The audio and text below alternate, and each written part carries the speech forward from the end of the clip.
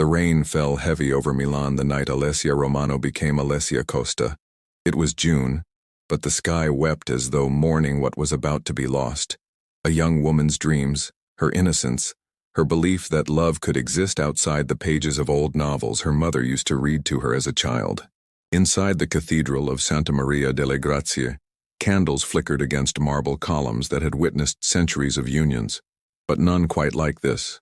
The guests wore their finest silks and darkest secrets. Politicians sat beside men whose fortunes were built on whispers and bullets. Women draped in jewels exchanged knowing glances. They understood what this wedding truly was. A transaction, a merger of power and desperation.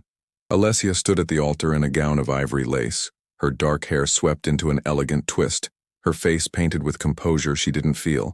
She was 24 years old, and she was being sold, not with those words, of course.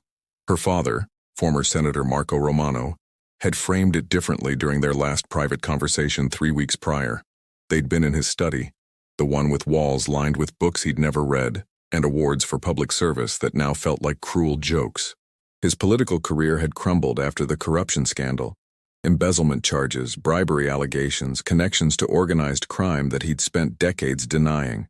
The family name, once synonymous with integrity, had become a punchline in Italian media. They were drowning in debt and shame in the suffocating reality that everything they'd built was collapsing. Marco had looked at his daughter with eyes that couldn't quite meet hers. He'd told her about Damiano Costa, about the proposal, about how this marriage would erase their debts, restore their standing, give them protection from those who wanted to see the Romano family completely destroyed. He'd called it an opportunity, a fresh start. What he hadn't called it was what it actually was, a sacrifice. Damiano Costa stood beside her now, tall and imposing in a black suit tailored to perfection. He was 32, though his eyes carried the weight of someone much older. His face was striking in a way that unnerved people. Sharp jawline, dark penetrating eyes, the kind of handsomeness that came with danger attached. His reputation preceded him everywhere he went. He was the man who controlled the underworld of northern Italy, who owned legitimate businesses that laundered money so cleanly even federal investigators couldn't trace the stains. Hotels, restaurants, construction companies, all fronts for an empire built on fear and loyalty. He didn't look at Alessia during the ceremony, not when the priest spoke about sacred bonds and eternal commitment, not when he slid the ring onto her trembling finger, not even when he was instructed to kiss his bride. He'd leaned in, his lips barely grazing hers, a kiss so cold and perfunctory it felt like an insult. Then it was over. They were married. The reception took place at Villa Costa, Damiano's sprawling estate on the outskirts of Milan. The property was a fortress disguised as elegance, high walls, security cameras hidden in manicured hedges, men in dark suits positioned at every entrance. Inside, crystal chandeliers illuminated rooms filled with guests who drank expensive champagne and pretended this was a celebration of love rather than a strategic alliance. Alessia moved through the evening like a ghost. She smiled when expected. She thanked guests for their well wishes. She danced with her new husband during their required first dance, his hand on her waist feeling more like a chain than an embrace. He held her correctly, moved with practiced grace, but his expression remained unreadable. When the song ended, he released her and walked away to speak with a group of men whose faces Alessia recognized from news reports about organized crime investigations. Her mother approached her near midnight, champagne glass in hand and tears in her eyes, though whether from joy or grief, Alessia couldn't tell. Isabella Romano had been a society beauty once, known for her charity work and impeccable taste. Now she looked worn, her elegance fraying at the edges like an old photograph left too long in the sun.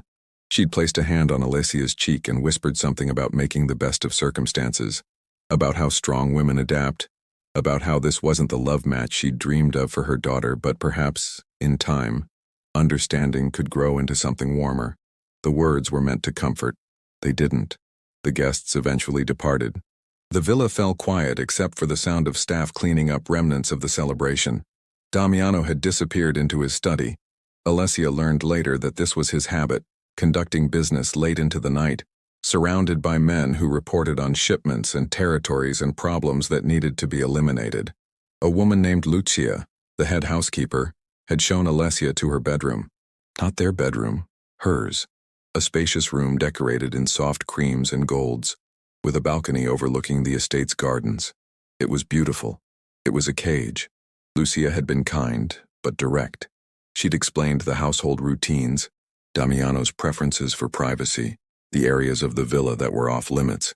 She'd mentioned, almost casually, that the master bedroom was in the west wing and that Signor Costa valued his solitude. Alessia understood the subtext. This marriage would not include intimacy, partnership, or even basic companionship. That first night, Alessia had stood on her balcony watching the lights of Milan glow in the distance. The rain had stopped, leaving the air thick and heavy. She'd removed her wedding dress carefully, hanging it in the closet where it would likely remain forever, a symbol of the day she'd stopped belonging to herself. She'd climbed into bed alone, in a house full of strangers, married to a man who treated her like an obligation, and she'd allowed herself finally to cry. The weeks that followed established a pattern. Damiano left early each morning, often before dawn. Sometimes he returned for dinner, sitting at the opposite end of a long mahogany table while they ate in silence. Other times, he didn't come home until after midnight, and Alessia would hear his footsteps in the hallway, purposeful and solitary. They existed in the same space but lived separate lives. Alessia tried to create routine for herself. She'd wake and have coffee on her balcony. She'd read in the library, a room filled with leather-bound books that smelled of old paper and abandonment. She'd walk the estate's gardens, discovering fountains and rose bushes and hidden benches where she could sit and pretend she was somewhere else. Sometimes she'd catch glimpses of Damiano's world, men arriving for meetings, their conversations stopping abruptly when she appeared, phone calls taken in Italian and languages she didn't understand. Once she'd seen him in his study through a partially open door, his shirt sleeves rolled up, a gun on the desk beside a stack of documents. He'd looked up, their eyes meeting briefly, and she'd seen something flicker in his expression, annoyance perhaps at being observed. She'd walked away quickly. In public, they played their roles perfectly.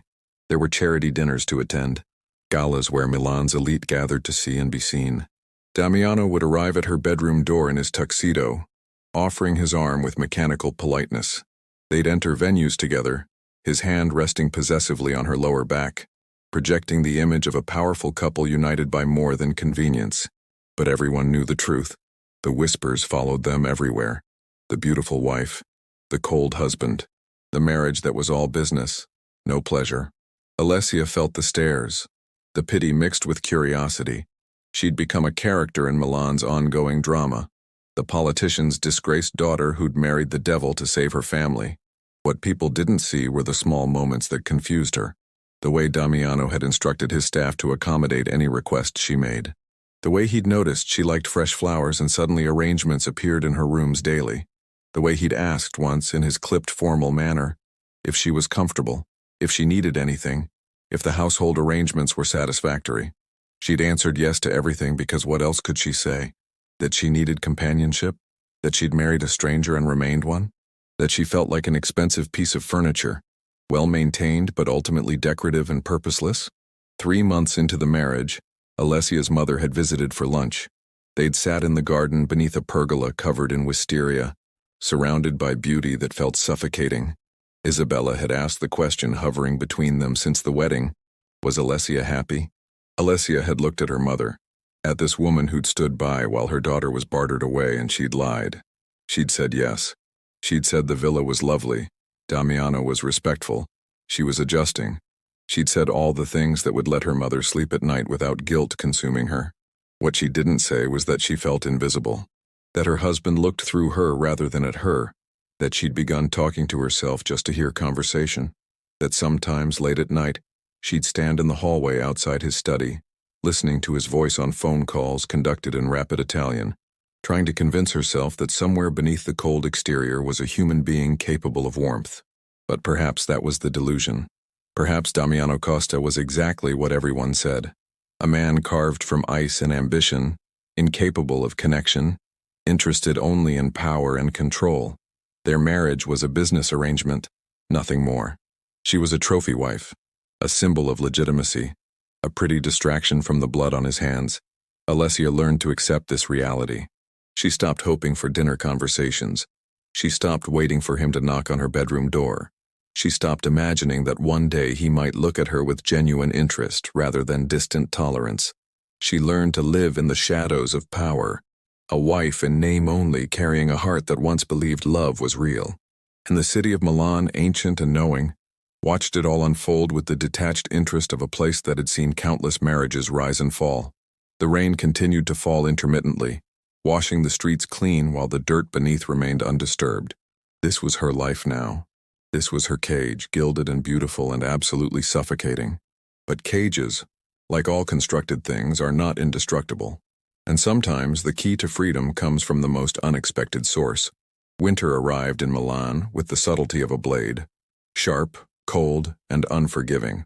The city transformed beneath gray skies and persistent fog that rolled through streets like a living thing, obscuring the edges of buildings and making everything feel uncertain, undefined.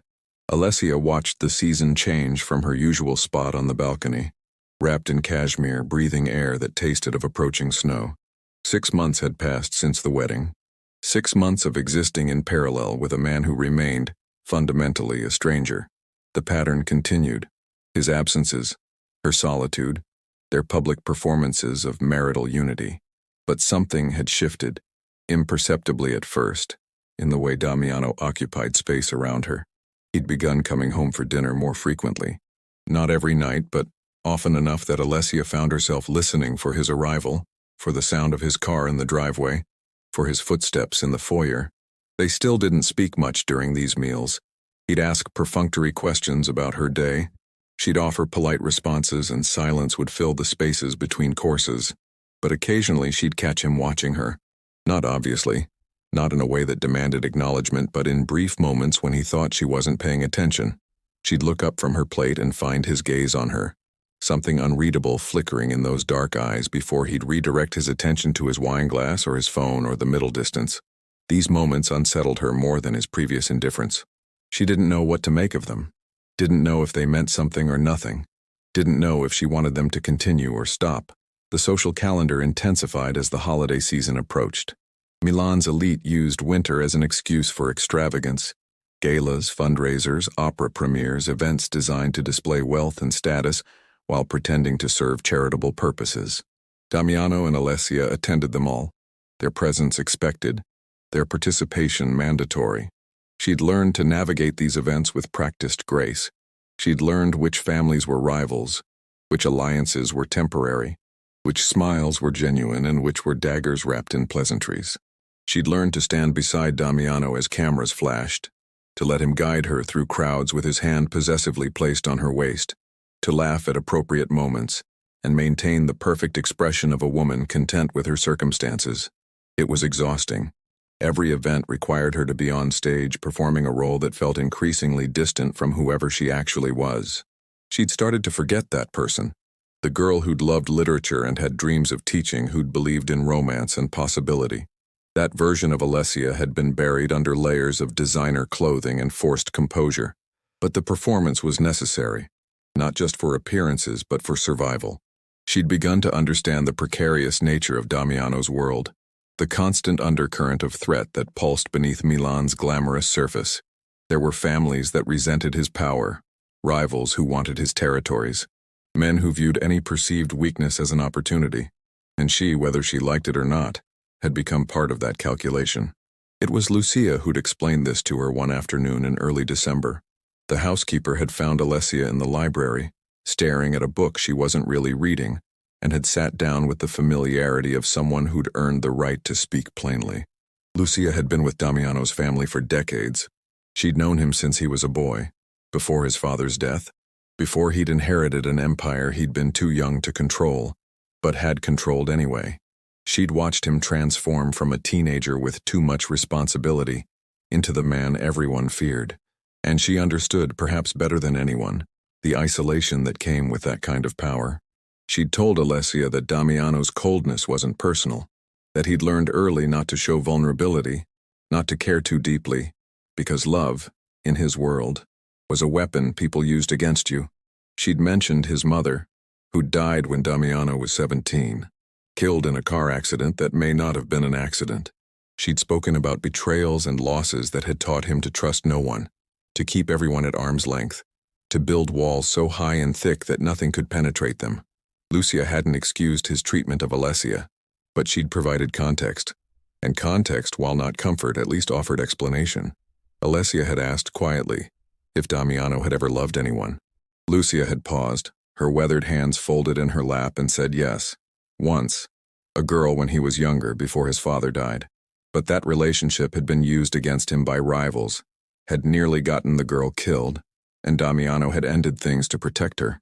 He'd loved her enough to let her go, and he'd never allowed himself that vulnerability again. The conversation had stayed with Alessia for days afterward. It didn't change her situation, didn't make her marriage less lonely, but it complicated her understanding of the man she'd been bound to. She'd started to see him differently, not as a villain in her story, but as someone trapped in his own narrative, playing a role that had been written for him long before she'd arrived. The revelation didn't bring them closer, but it softened something inside her, a small shift in perspective that made the distance between them feel less like rejection and more like self-preservation. December brought the social event of the season, a charity gala hosted by the Fondazione Milano, a prestigious organization that raised money for the city's arts programs. It was held at Palazzo Marino, a Renaissance palace in the heart of Milan, and attendance was a clear indicator of one's status in the city's hierarchy of power and influence.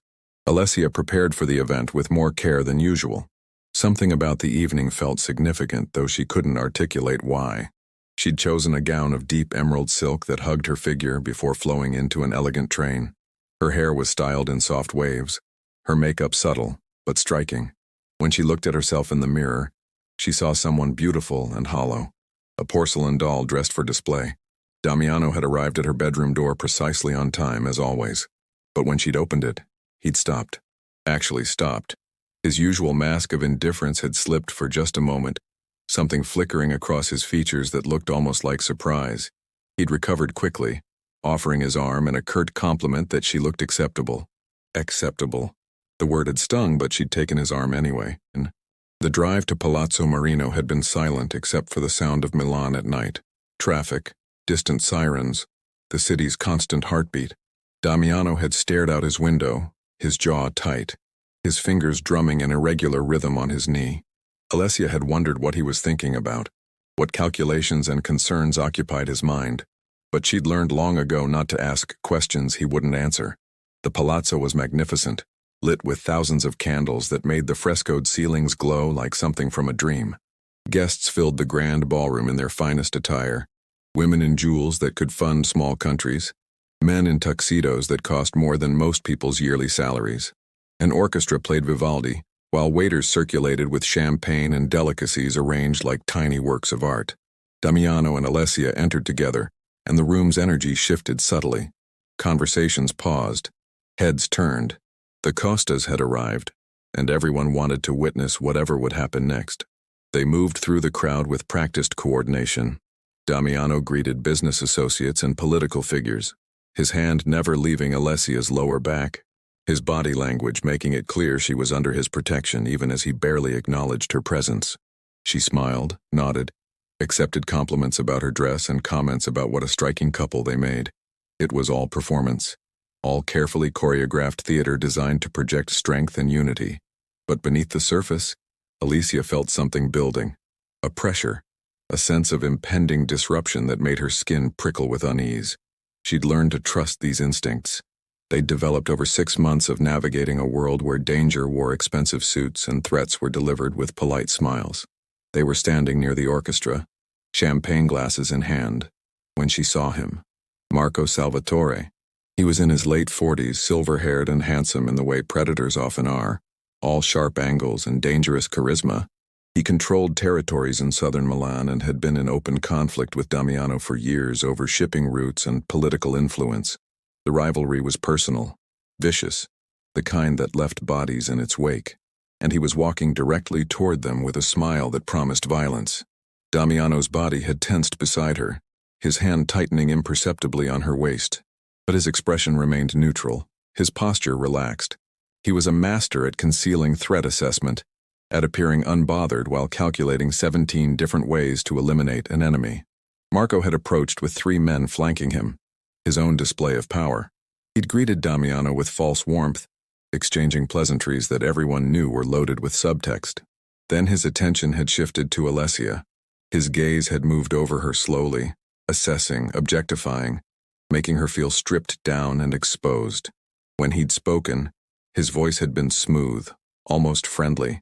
He'd commented on her beauty, on how fortunate Damiano was to have such an elegant wife, on how marriage must be treating her well, though of course everyone knew the true nature of such arrangements.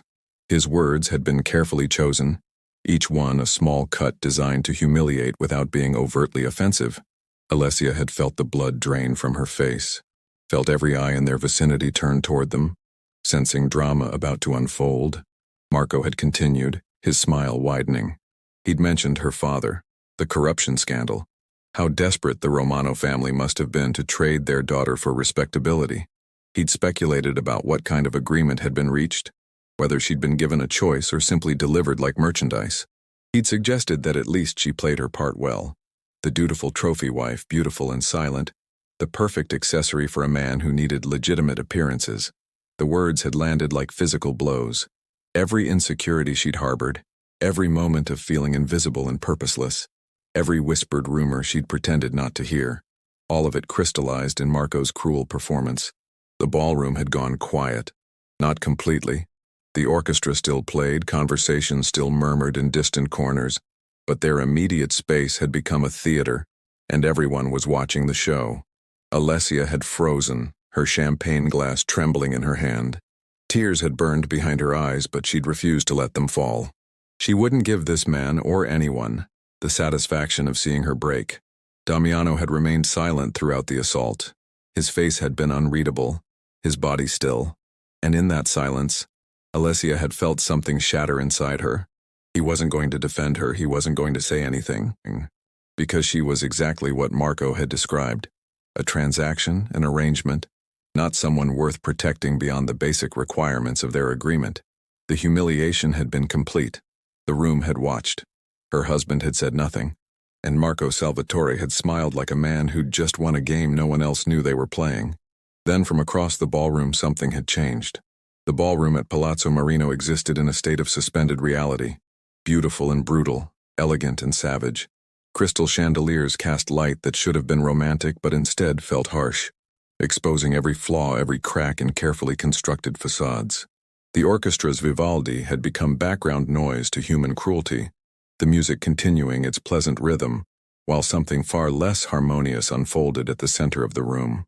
Alessia stood frozen in the immediate aftermath of Marco Salvatore's verbal assault, her body locked in a position that probably looked composed from a distance, but felt like paralysis up close. Her champagne glass was still raised, though her hand trembled slightly, the only outward sign of the earthquake happening inside her. She'd learned in these 6 months how to contain devastation, how to compress humiliation until it was small enough to swallow, how to keep breathing when every instinct screamed to flee. But this was different. This wasn't private loneliness or quiet disappointment. This was public execution, performed with surgical precision in front of everyone who mattered in Milan's hierarchy of power. Marco had stripped her down to her most vulnerable truth and displayed it like evidence in a trial she hadn't known she was facing. The worst part wasn't his words. It was the accuracy of them. She was trapped in a loveless marriage. She had been traded to save her family. She was nothing more than a beautiful prop in Damiano Costa's carefully constructed legitimacy. Every accusation Marco had leveled was fundamentally true, and everyone in this room knew it. They'd all been thinking these things for months. He'd simply been bold enough to say them out loud, and Damiano had done nothing. Her husband stood beside her, tall and imposing in his perfectly tailored tuxedo, his expression as neutral as a marble statue. He'd remained silent throughout Marco's performance, watching the assault with the detached interest of someone observing a mildly interesting phenomenon that didn't concern him directly. His hand had stayed on her waist, that possessive gesture that meant everything and nothing, but he'd offered no defense, no pushback, no indication that the humiliation of his wife warranted any response. The message was clear. She wasn't worth defending. She was exactly what Marco had described: merchandise, an arrangement, a means to an end. Damiano's silence confirmed every terrible thing she'd suspected about her value in this marriage. Marco's smile had widened with victory. He'd achieved exactly what he'd intended: to wound Damiano by exposing the hollowness of his marriage, to demonstrate that even the fearsome Mafia boss couldn't command genuine loyalty or love, only transactions enforced by fear and obligation. It was a power play disguised as socializing, and it had landed perfectly. The three men flanking Marco had smirked with synchronized satisfaction. Other guests had watched with the fascinated horror people reserve for public disasters, grateful it wasn't happening to them, unable to look away from someone else's pain. Women whispered behind their hands. Men exchanged knowing glances. The story was already forming, the rumors already spreading like wildfire through dry brush. The disgraced politician's daughter, humiliated at the season's most important gala. The Mafia boss who couldn't even protect his own wife's dignity. The marriage that was revealed definitively as nothing more than a business arrangement without affection or respect. Alessia felt something crack inside her. Not her composure, which remained intact through sheer force of will, but something deeper. Some final thread of hope that maybe, somehow this marriage could become more than it was. That maybe Damiano saw her as more than a necessity. That maybe eventually they could build something resembling partnership, if not love. That thread snapped cleanly, and with it went any illusion she'd been maintaining. She was alone. Fundamentally, inescapably alone. Even in a crowded ballroom, standing beside her husband, surrounded by hundreds of people, she had never been more isolated. It was a loneliness so complete it felt like drowning. The tears that had been threatening finally began to burn their way forward. She could feel them building, hot and insistent, demanding release. In another moment they would fall, and then the humiliation would be total and irrevocable. Alessia Romano Costa, crying at a charity gala because someone told her the truth about her marriage. It would become legend, it would follow her forever. She'd begun to calculate her exit. How to set down her champagne glass, how to excuse herself, how to walk through this crowd without running, how to maintain dignity, even as it disintegrated. Her mind was racing through logistics while her heart was shattering. The two processes happening simultaneously in the strange dual consciousness that comes with trauma. Marco had turned away slightly, already moving on to the next conversation. His point made and his entertainment concluded. His associates had begun to disperse, satisfied with the evening's blood sport. The crowd had started to resume their previous activities, the moment already passing into history. It was over, or it should have been. Then, from across the ballroom, Damiano moved. It wasn't dramatic at first. He simply stepped away from her, his hand leaving her waist for the first time since they'd arrived. For one terrible moment, Alessia thought he was abandoning her completely, walking away to leave her standing alone in the wreckage of her dignity. But he didn't walk away. He turned to face her fully, his body shifting to block out Marco, the crowd, everything except the space between them. And for the first time since their wedding day, Damiano Costa looked at his wife, really looked at her, with an intensity that made the air feel charged with electricity. His dark eyes had always been unreadable, carefully controlled, giving nothing away. But in this moment something had changed. The mask he wore so constantly had cracked, and through that crack Alessia saw something that made her breath catch. Fury. Not at her, at them, at Marco, at the crowd, at the entire system that had allowed this moment to happen. His jaw was tight, a muscle jumping beneath his skin. His hands, which had been relaxed at his sides, had curled into fists before deliberately unclenching. He was vibrating with barely contained rage, and it was directed outward, not at her. He was angry on her behalf. The realization struck her with physical force. Damiano's silence hadn't been indifference. It had been calculation. He'd been waiting, watching, assessing the situation with the strategic mind that had kept him alive and powerful in a world that consumed the weak. And he'd reached a decision. Without a word, because Damiano Costa never announced his intentions, he closed the distance between them in 3 strides that somehow managed to be both controlled and threatening. He didn't stop until he was directly in front of her, close enough that she had to tilt her head up to maintain eye contact, close enough that she could see the fury and something else, something almost protective, burning in his expression. The ballroom had fallen completely silent now. Even the orchestra had wound down between pieces, leaving a vacuum of sound that made every breath audible. All eyes had turned back to them, sensing that the performance wasn't over, that something else was about to unfold. Damiano raised his hand slowly, deliberately, giving her time to pull away if she wanted to. She didn't, couldn't, was frozen again, but for entirely different reasons. His hands framed her face, palms warm against her skin, fingers threading into her hair just above her ears. It was the most intimate he'd touched her since their wedding.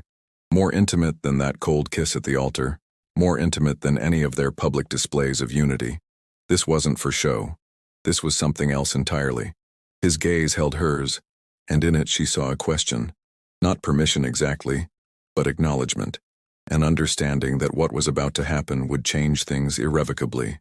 That they would cross a line from which there was no returning. Alessia's response was the smallest nod, barely perceptible, but enough. Then Damiano Costa, the man who controlled half of Milan, who'd built an empire on ruthlessness and fear, who'd kept her at arm's length for 6 months, who'd been incapable of warmth or connection. That man kissed his wife. It wasn't gentle. It wasn't tentative. It was a declaration of war wrapped in the form of intimacy. His mouth claimed hers with an intensity that bordered on aggressive. All the controlled restraint he'd maintained for months suddenly released in a single act. It was possessive, consuming, a kiss that said mine with more authority than any words could convey.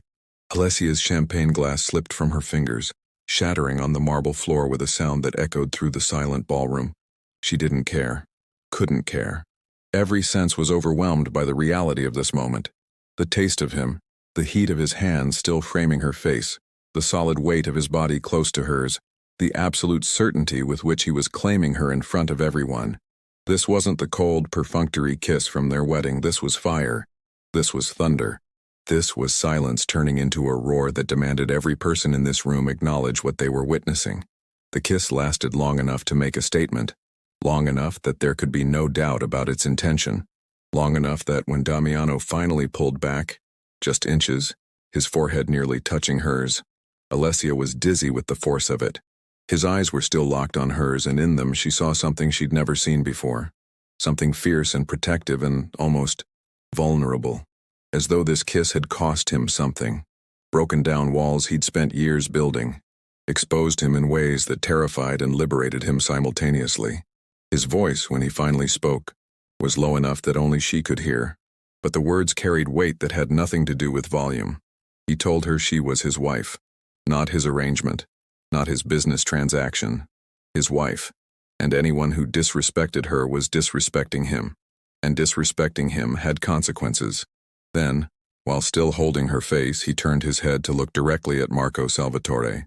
The fury that had been carefully controlled was now fully visible, radiating from him like heat from a furnace. It was the expression of a man who'd just been given justification for violence he'd been wanting to commit for years. Marco's smug confidence had evaporated. He stood frozen, his earlier triumph replaced by dawning realization. He'd miscalculated catastrophically. He'd thought the marriage was hollow. Thought Damiano wouldn't care about public insults to a wife he'd married for strategy. But the kiss, that kiss, had rewritten the entire narrative. Damiano didn't threaten verbally. He didn't need to. The message was delivered through the weight of his stare, the set of his shoulders, the absolute certainty in his posture. Marco Salvatore had crossed a line. And there would be a counting. The crowd remained silent, transfixed. This wasn't just drama. This was Milan's underworld recalibrating power dynamics in real time. Alliances were being reconsidered. Loyalties were being questioned. The man who'd seemed untouchable had just revealed he had something that could hurt him. He cared about his wife. In most worlds, that would be weakness. In Damiano's world, it was something far more dangerous. It was motivation. He released Alessia slowly, his hands trailing from her face to her shoulders, before finally dropping to his sides. But he didn't step away. Instead, he offered her his arm, the same gesture he'd made 100 times before, but transformed now by context into something meaningful. She took it, her legs unsteady, her mind still reeling from what had just happened. They walked through the ballroom together, the crowd parting before them like water around a ship. No one spoke. No one dared. The orchestra began playing again, filling the silence with music that felt surreal given what had just transpired. They didn't stop to socialize, didn't pause for conversation. Damiano guided her through the palazzo with singular purpose, his hand covering hers where it rested on his arm, his body positioned slightly in front of hers like a shield. When they reached their car, he opened her door himself, something he'd never done before, and waited until she was settled before closing it gently and walking around to his side. The drive back to Villa Costa was silent, but it wasn't the cold silence of before. It was charged, heavy with unspoken things, with questions neither of them knew how to ask, and answers that were still forming. Alessia stared out the window at Milan, passing in a blur of lights, her fingers touching her lips where she could still feel the imprint of his kiss. Her mind was racing, trying to process what had happened, what it meant, whether it changed anything fundamental about their situation. One thing was certain: the performance was over. Whatever happened next would be real, for better or worse. When they arrived at the villa, Damiano walked her inside, past the staff who'd learned to make themselves invisible, up the grand staircase toward the bedrooms. But instead of leaving her at her door as he always did, he paused. He looked at her with an expression that held exhaustion and resolution, and something that might have been fear. Fear of what he'd revealed, what he'd risked, what it might cost him. Then he said goodnight and walked away to his wing of the villa, leaving Alessia standing alone in the hallway, her life irrevocably altered by a single kiss that had redeemed them both. The night after the gala, Alessia couldn't sleep. She'd changed out of her emerald gown, washed off her makeup, gone through all the motions of preparing for bed, but sleep remained elusive. She lay in the darkness of her room, staring at the ceiling where shadows from the garden's security lights created constantly shifting patterns, and tried to understand what had happened. The kiss replayed in her mind on an endless loop.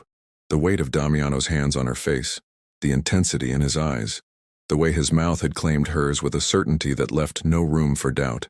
It had been witnessed by hundreds of people, photographed, filmed on phones, already spreading through Milan's social networks like wildfire.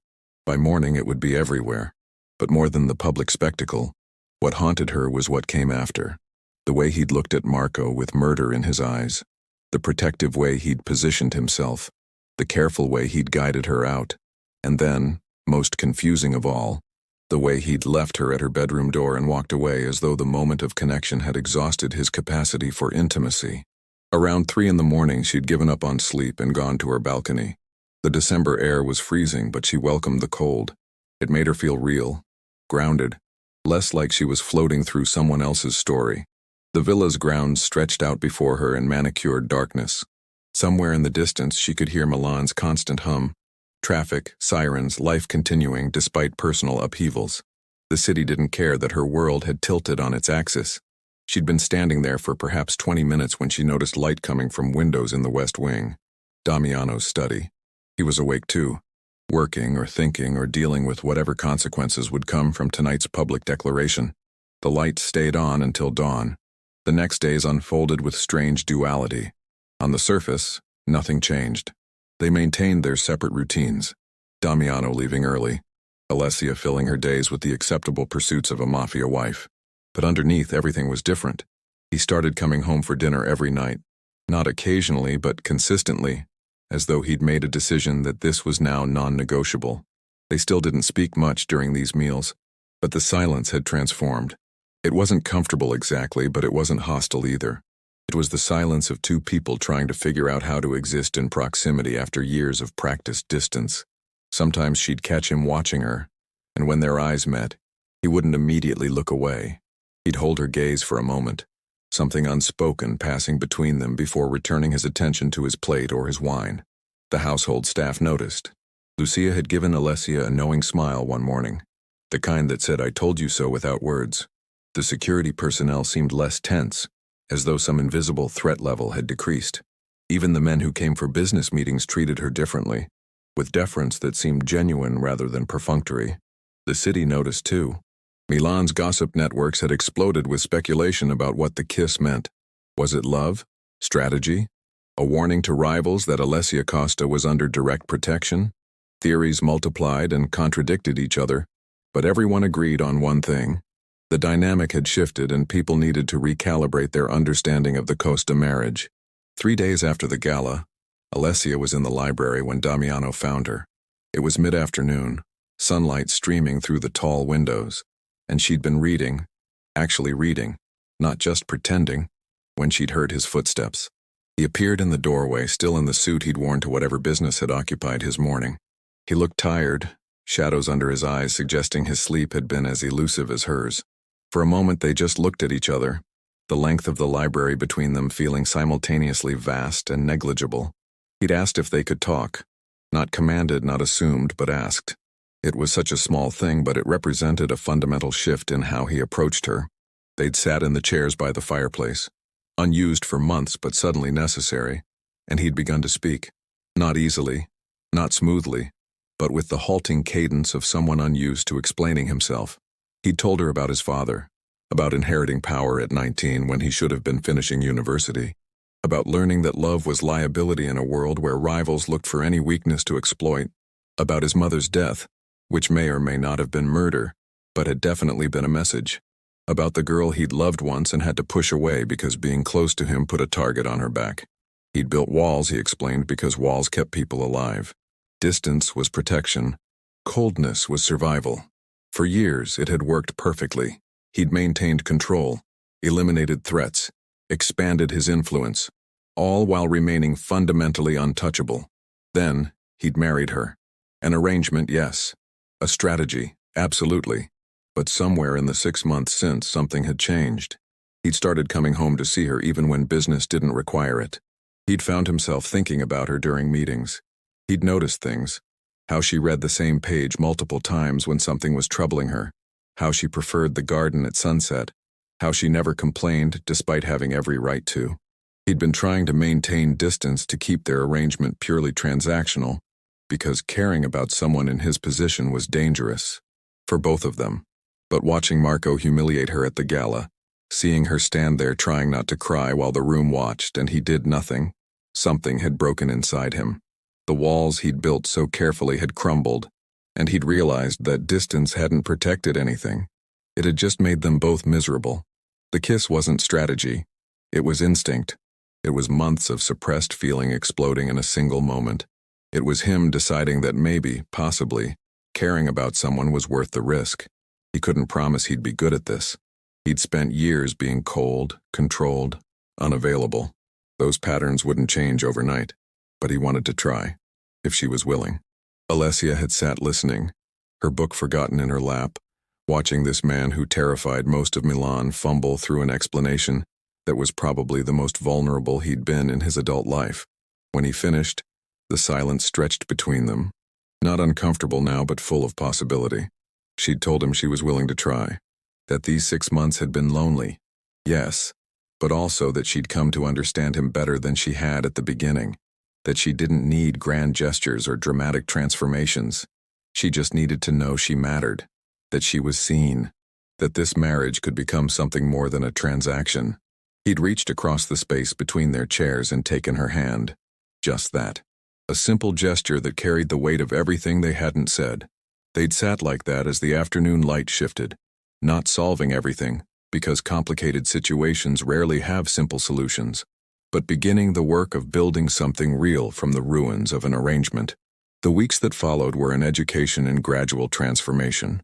Damiano didn't suddenly become warm and effusive. That wasn't his nature and probably never would be. But he became present in ways he hadn't been before. He started explaining where he was going when he left, not because she demanded it, but because he wanted her to know. He asked her opinions about villa renovations, about which charities to support, about small decisions that acknowledged her as partner rather than decoration. He began eating breakfast with her instead of leaving before dawn. Most significantly, 2 weeks after their library conversation, he'd appeared at her bedroom door late at night, not presuming, not demanding, but asking if he could come in, if she wanted company, if they could try being married in more than just name. That night marked a different kind of beginning, physical intimacy that was tentative and careful, both of them learning each other's boundaries and preferences, both bringing their own damage and hesitation to something that should have been simple, but wasn't. It wasn't perfect. There were awkward moments, miscommunications, times when old patterns reasserted themselves and they had to actively work to break them. Damiano would sometimes retreat into coldness when stressed, forgetting that he'd committed to being open. Alessia would sometimes assume the worst, her 6 months of loneliness having created defensive reactions that took time to unlearn. But they were trying, actually trying, and in a world built on transactions and power plays, genuine effort toward connection, felt almost revolutionary. The villa transformed around them. Rooms that had felt like museum exhibits became lived-in spaces. They started using the library together in the evenings, her reading, him working on his laptop, existing in companionable proximity. The dinner table became a place for actual conversation. Her flowers continued appearing, but now they sometimes came with handwritten notes in Damiano's precise script. Milan noticed this too. The city's social ecosystem, always attuned to shifts in power dynamics, registered that the Costa marriage had evolved from strategic arrangement to something more complex. It made Damiano simultaneously more dangerous, because he now had something to protect, and more human, because vulnerability, even controlled vulnerability, changed how people perceived him. As for Marco Salvatore, his fate arrived quietly and completely. 3 weeks after the gala, his primary businesses were shut down by coordinated law enforcement raids that seemed remarkably well-informed about where evidence could be found. His political protectors suddenly couldn't return his calls. His territories began defecting to other families. Within a month, he'd lost everything and fled to Argentina, his power in Milan completely obliterated. Damiano never explicitly confirmed his involvement in Marco's downfall, but Alessia understood by then how her husband operated. The kiss at the gala had been personal. Marco's destruction was business. Both were expressions of the same fundamental reality. Damiano Costa protected what was his. Winter gave way to early spring. The fog lifted from Milan's streets, replaced by tentative sunshine that made the city look almost optimistic. Alessia stood on her balcony one April morning, coffee in hand, watching the gardens come back to life. She heard the door open behind her and turned to see Damiano already dressed for his day, pausing on his way out. He crossed the room and kissed her. Not dramatically, not for show, just a simple gesture of affection that had become routine. His hand lingered on her waist briefly before he pulled back. He told her he'd be back for dinner, that there was a restaurant he wanted to try if she was interested, that maybe afterward they could take one of those walks through the city she'd mentioned wanting.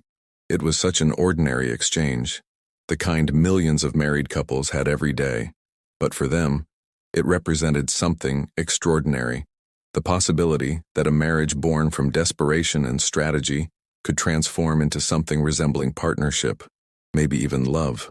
After he left, Alessia remained on the balcony, thinking about the year that had passed, about her wedding day in the rain feeling like she was losing herself, about the months of loneliness in a beautiful cage, about the night at Palazzo Marino when everything changed.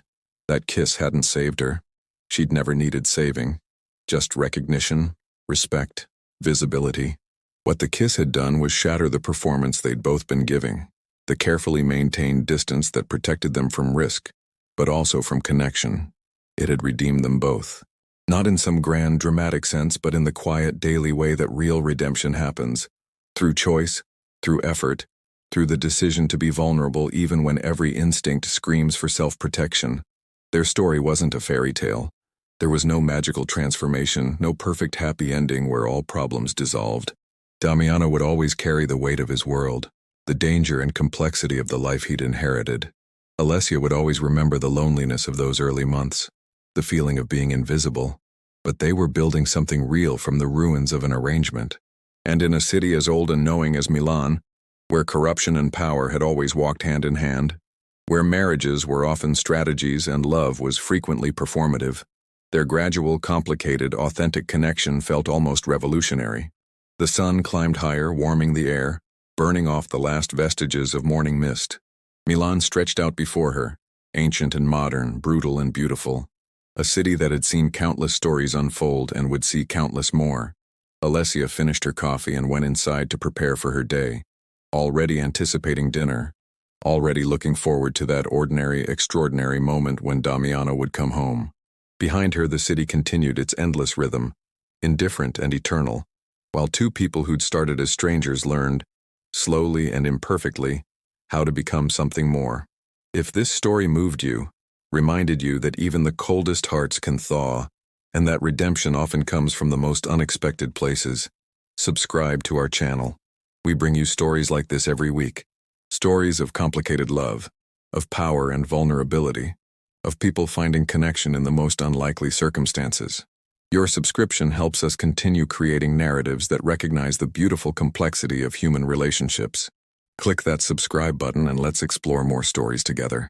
Because sometimes, the most powerful love stories are the ones that start without love at all.